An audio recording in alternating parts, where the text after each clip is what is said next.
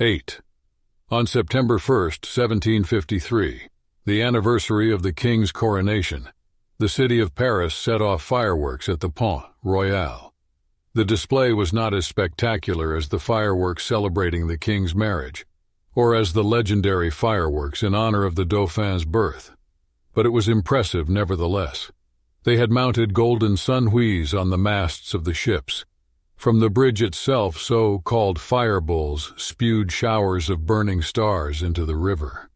And while from every side came the deafening roar of petards exploding and of firecrackers skipping across the cobblestones, rockets rose into the sky and painted white lilies against the black firmament.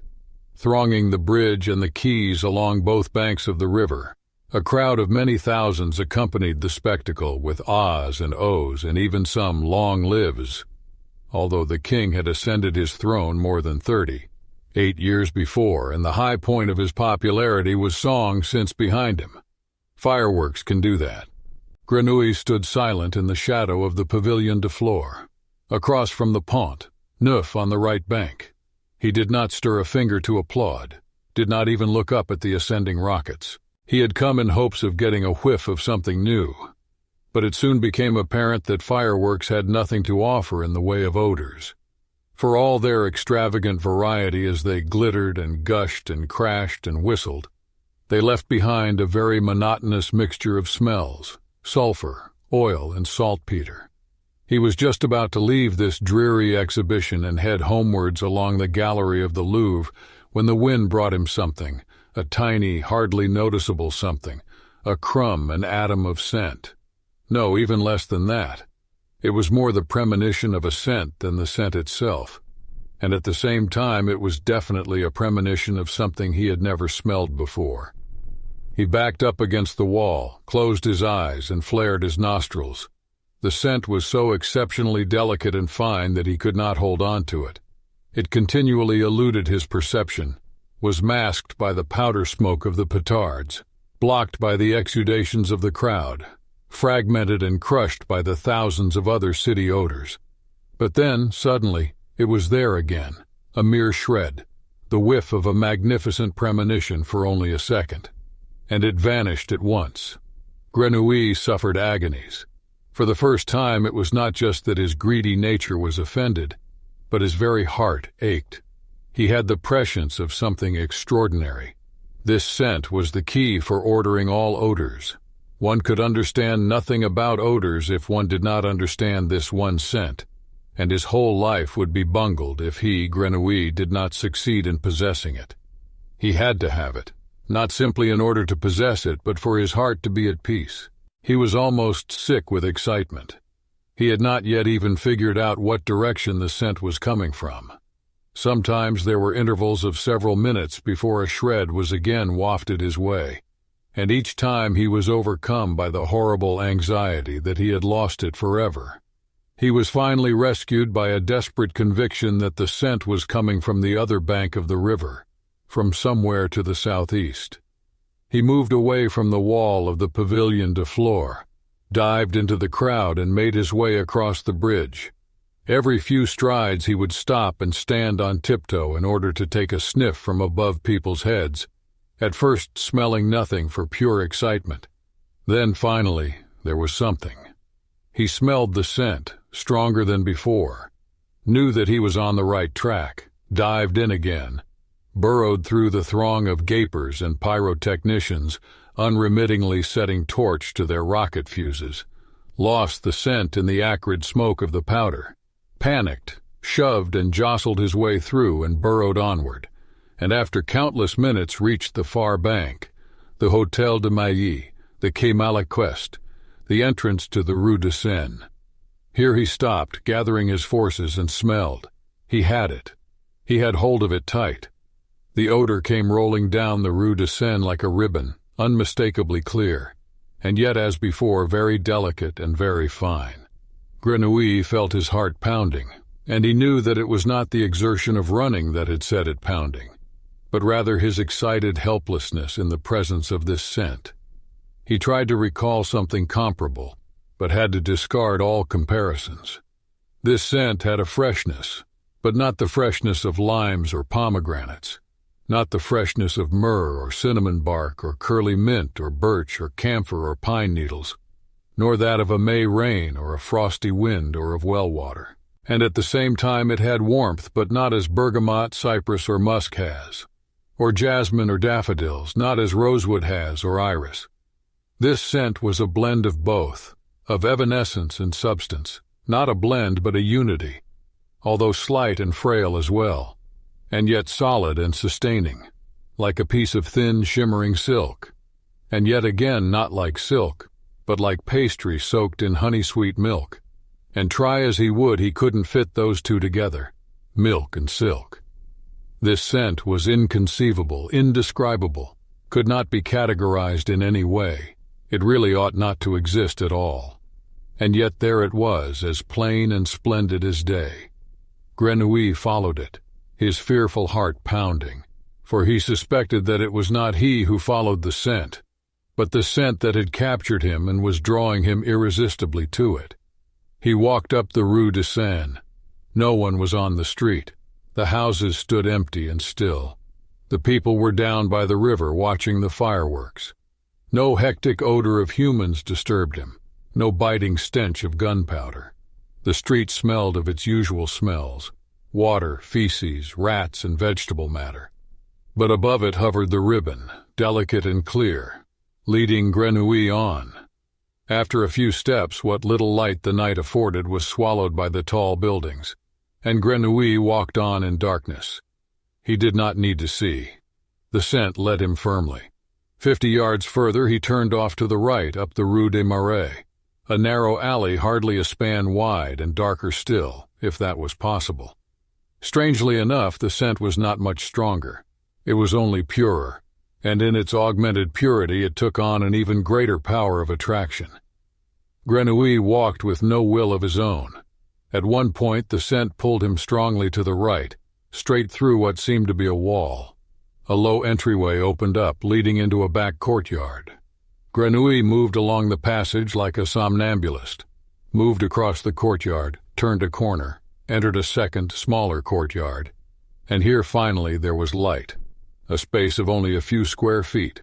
A wooden roof hung out from the wall. Beneath it, a table, a candle stuck atop it. A girl was sitting at the table cleaning yellow plums. With her left hand she took the fruit from a basket, stemmed and pitted it with a knife and dropped it into a bucket. She might have been 13, 14 years old. Grenouille stood still. He recognized at once the source of the scent that he had followed from half a mile away on the other bank of the river. Not this squalid courtyard, not the plums. The source was the girl. For a moment he was so confused that he actually thought he had never in all his life seen anything so beautiful as this girl, although he only caught her from behind in silhouette against the candlelight. He meant, of course, he had never smelled anything so beautiful. But since he knew the smell of humans, knew it 1,000-fold, men, women, children, he could not conceive of how such an exquisite scent could be emitted by a human being. Normally, human odor was nothing special, or it was ghastly. Children smelled insipid, men urinous, all sour sweat and cheese. Women smelled of rancid fat and rotting fish. Totally uninteresting, repulsive. That was how humans smelled. And so it happened that for the first time in his life, Grenouille did not trust his nose and had to call on his eyes for assistance if he was to believe what he smelled. This confusion of senses did not last long at all. Actually, he required only a moment to convince himself optically, then to abandon himself all the more ruthlessly to olfactory perception. And now he smelled that this was a human being, smelled the sweat of her armpits, the oil in her hair, the fishy odor of her genitals, and smelled it all with the greatest pleasure. Her sweat smelled as fresh as the sea breeze, the tallow of her hair as sweet as nut oil. Her genitals were as fragrant as the bouquet of water lilies, her skin as apricot blossoms, and the harmony of all these components yielded a perfume so rich, so balanced, so magical, that every perfume that Grenouille had smelled until now, every edifice of odors that he had so playfully created within himself, seemed at once to be utterly meaningless. 100,000 odors seemed worthless in the presence of this scent. This one scent was the higher principle, the pattern by which the others must be ordered. It was pure beauty. Grenouille knew for certain that unless he possessed this scent, his life would have no meaning. He had to understand its smallest detail, to follow it to its last delicate tendril. The mere memory, however complex, was not enough. He wanted to press, to emboss this apotheosis of scent on his black, muddled soul, meticulously to explore it, and from this point on to think, to live, to smell only according to the innermost structures of its magic formula. He slowly approached the girl, closer and closer, stepped under the overhanging roof, and halted one step behind her. She did not hear him. She had red hair and wore a gray, sleeveless dress. Her arms were very white and her hands yellow with the juice of the halved plums. Grenouille stood bent over her and sucked in the undiluted fragrance of her as it rose from her nape, her hair from the neckline of her dress. He let it flow into him like a gentle breeze. He had never felt so wonderful, but the girl felt the air turn cool.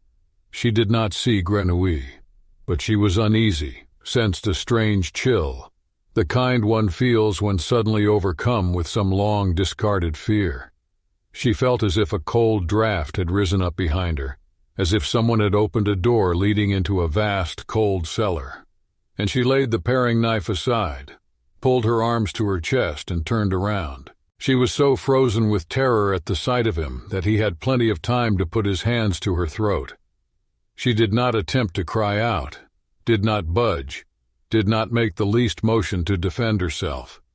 He, in turn, did not look at her, did not see her delicate freckled face, her red lips, her large, sparkling green eyes, keeping his eyes closed tight as he strangled her. For he had only one concern, not to lose the least trace of her scent. When she was dead, he laid her on the ground among the plum pits, tore off her dress, and the stream of scent became a flood that inundated him with its fragrance. He thrust his face to her skin and swept his flared nostrils across her, from belly to breast to neck, over her face and hair, and back to her belly, down to her genitals, to her thighs and white legs. He smelled her over from head to toe. He gathered up the last fragments of her scent under her chin, in her navel, and in the wrinkles inside her elbow. And after he had smelled the last faded scent of her, he crouched beside her for a while, collecting himself, for he was brimful with her. He did not want to spill a drop of her scent. First he must seal up his innermost compartments. Then he stood up and blew out the candle. Meanwhile, people were starting home, singing and hurrahing their way up the Rue de Seine. Grenouille smelled his way down the dark alley and out onto the Rue des Petits Augustins, which lay parallel to the Rue de Seine and led to the river. A little while later, the dead girl was discovered. A hue and cry arose. Torches were lit. The watch arrived. Grenouille had long since gained the other bank. That night his closet seemed to him a palace, and his plank bed a four-poster. Never before in his life had he known what happiness was. He knew at most some very rare states of numbed contentment. But now he was quivering with happiness and could not sleep for pure bliss. It was as if he had been born a second time. No, not a second time, the first time. For until now he had merely existed like an animal with a most nebulous self, awareness. But after today he felt as if he finally knew who he really was. Nothing less than a genius, and that the meaning and goal and purpose of his life had a higher destiny, nothing less than to revolutionize the odoriferous world, and that he alone in the world possessed the means to carry it off, namely his exquisite nose, his phenomenal memory, and most important, the master scent taken from that girl in the Rue des Marais. Contained within it was the magic formula for everything that could make a scent, a perfume, great, delicacy, power, stability, variety, and terrifying, irresistible beauty. He had found the compass for his future life. And like all gifted abominations, for whom some external event makes straight the way down into the chaotic vortex of their souls, Grenouille never again departed from what he believed was the direction fate had pointed him. It was clear to him now why he had clung to life so tenaciously, so savagely. He must become a creator of scents, and not just an average one, but rather the greatest perfumer of all time. And during that same night, at first awake and then in his dreams, he inspected the vast rubble of his memory. He examined the millions and millions of building blocks of odor and arranged them systematically. Good with good, bad with bad, fine with fine, coarse with coarse, fetid with fetid, ambrosial with ambrosial. In the course of the next week, this system grew ever more refined, the catalogue of odors ever more comprehensive and differentiated, the hierarchy ever clearer. And soon he could begin to erect the first carefully planned structures of odor. Houses, walls, stairways, towers, cellars, rooms, secret chambers. An inner fortress built of the most magnificent odors, that each day grew larger, that each day grew more beautiful and more perfectly framed. A murder had been the start of this splendor. If he was at all aware of the fact, it was a matter of indifference to him. Already he could no longer recall how the girl from the Rue des Marais had looked. Not her face, not her body.